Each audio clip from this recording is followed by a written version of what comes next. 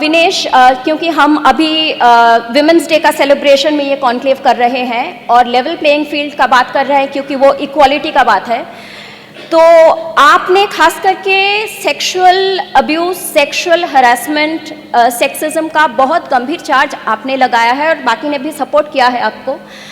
तो आप हमें बताइए कि ये जो आपने बताया कि नेशनल कैंप्स में ये सब शोषण होता है लड़कियों का और कोचेस भी इन्वॉल्व है, तो आप तो अभी एक बहुत ऊंचे जगह में पहुंच गई है, तभी आप ये बोल पा रही है।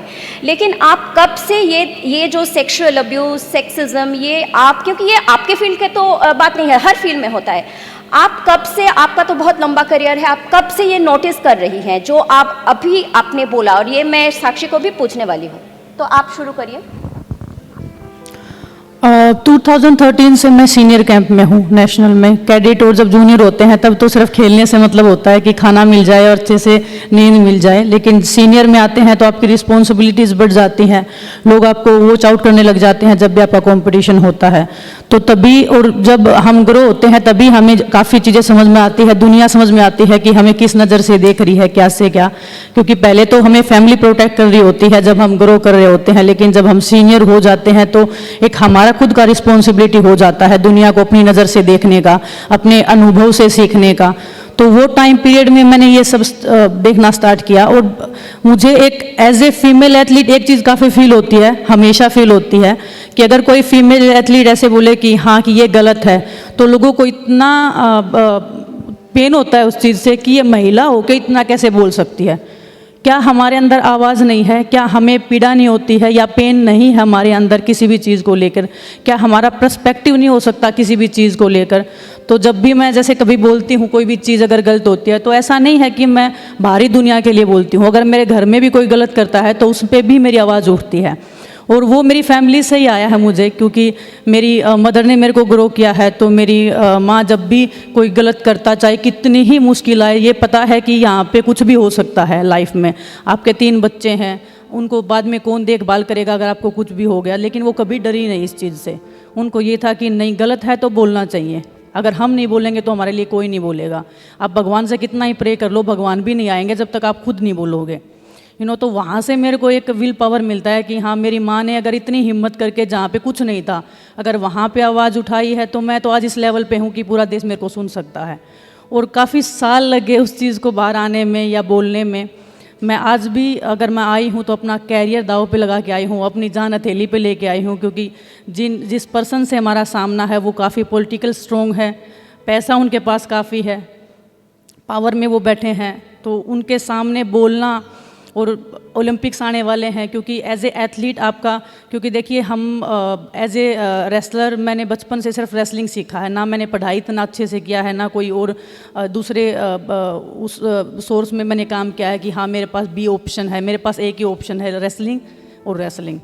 सो रेसलिंग में अगर इतना सब गलत हो रहा है तो वो एक कि इस रेसलिंग ने हमें इतना कुछ दिया है। और जूनियर जो लड़कियां हैं वो हमारी तरफ आस की साइड देखती हैं कि ये एक उम्मीद बन जाते हैं हम, क्योंकि 1-2 मेडल हमारे आए हैं तो लोगों ने रिकॉग्नाइज़ किया है, उसको एक्सेप्ट किया कि हाँ हमने कुछ अच्छा किया है रेसलिंग फील्ड में।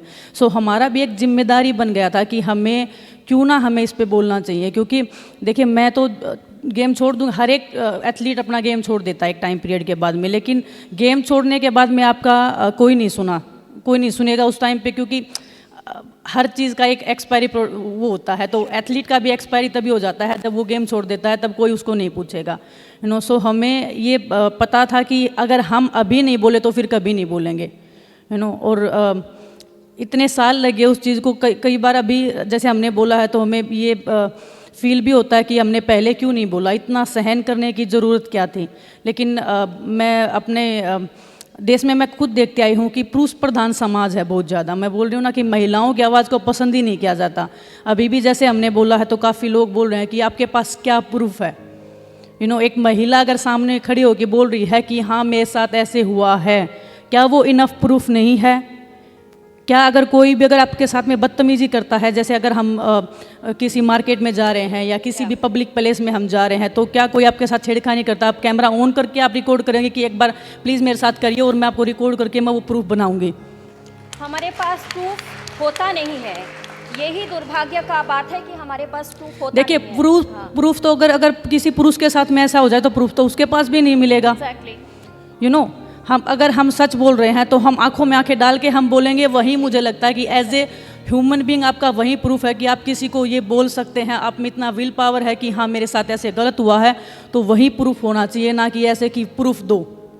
तो वो एक पीड़ा की बात है कि हर लड़की से क्यों ना हमने जिस पे इल्ज़ाम लगा है उनसे प्रूफ लिया जाए कि आपने बिल्कुल कुछ नहीं किया है, आप इस चीज़ का प्रूफ दीजिए।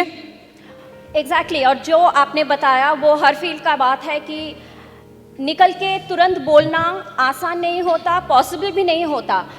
ये बिल्डअप होते होते होते एक जगह इंसान आ जाता है जब उसको बोलना पड़ता है। तो शायद आप साक्षी और जो दूसरे हैं शायद वो जगह में आप पहुंच गए। नाउ आपने अभी बोला और आपने वहाँ मीडिया इंटरव्यू में भी बोला था कि मुझे डर है। ये तो आपने बोला कि आप इतना मेंटल ट्रॉमा से गुजरी कि आपने सुसाइड कॉन्टेम्पलेट किया। अभी भी आप बोले हैं कि मैं जान हाथ में लेके आई हूँ। आपको क्या डर है? क्या आप सोचती है कि मैं इंडिया के लिए ओलंपिक्स में मुझे करने दिया जाएगा compete? आपका डर क्या है? What is your fear going forward now that you have taken this extreme step? डर यही है कि हमारा रेसलिंग हमसे कोई छीन लेगा। टोक्यो ओलंपिक्स के बाद में जो मेरे साथ बिहेव किया गया, क्या मेरे से पूछा गया कि कमियां क्या रह गई हैं?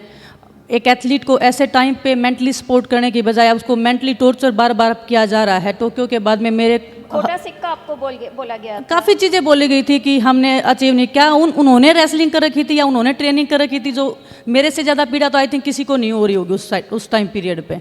उस टाइम पे सपोर्ट करना चाहिए, चाहे हमने कितनी भी गलतियाँ की हो, चाहे हमारा मेडल आए नहीं आए, अगर उस टाइम पे कोई एक ऐसे बोल दे कि नहीं कोई दिक्कत नहीं नेक्स्ट टाइम करेंगे, वो ही वर्ड काफ़ी हो जाता है आपको उठाने के लिए उस टाइम पे।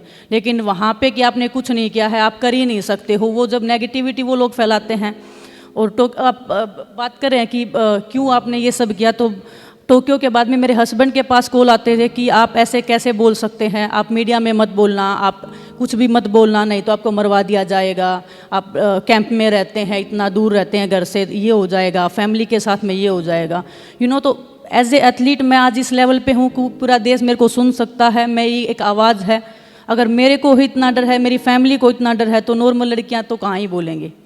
तो चुप ही रहेंगी, बिल्कुल चुप रहेंगी। और हम इतने सालों तक चुप थे। हमारे अंदर हिम्मत तब आई है जब हमारा एक ग्रुप बना है। सिंगल में तो मैं भी कुछ नहीं कर सकती। सिंगल तो मैंने बहुत बार ट्राई किया कि मैं बोलूँ, जब भी मैं बोली मेरे खिलाफ में शो कोस नोटिस निकाल दिया गया।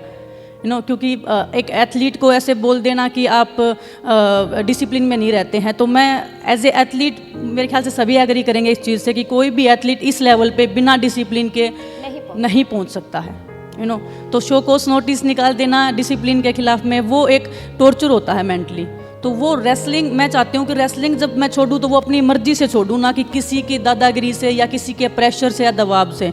हमारी फैमिली ने इतना सेक्रीफाइस किया है, तो अगर मैं छोड़ूँ तो मेरी फैमिली बोले तो मैं छोड़ सकती हूँ क्योंकि उन्होंने मेरे को पुश किया है, या मैं अपनी मर्जी से छोड़ूँ, ना कि थर्ड पर्सन बोले कि आपको रेसलिंग छोड़ना है। तो वो एक डर सभी के अंदर है कि हमारा रेसलिंग मैंने दाव पे लगाया है। मेरे लिए ओलंपिक्स बहुत मैटर करता है। मैं काफ़ी इमोशनल हो जाती हूँ जब, क्योंकि ओलंपिक्स से मेरा अटैचमेंट पता नहीं एक अलग ही लेवल पे हो चुका है।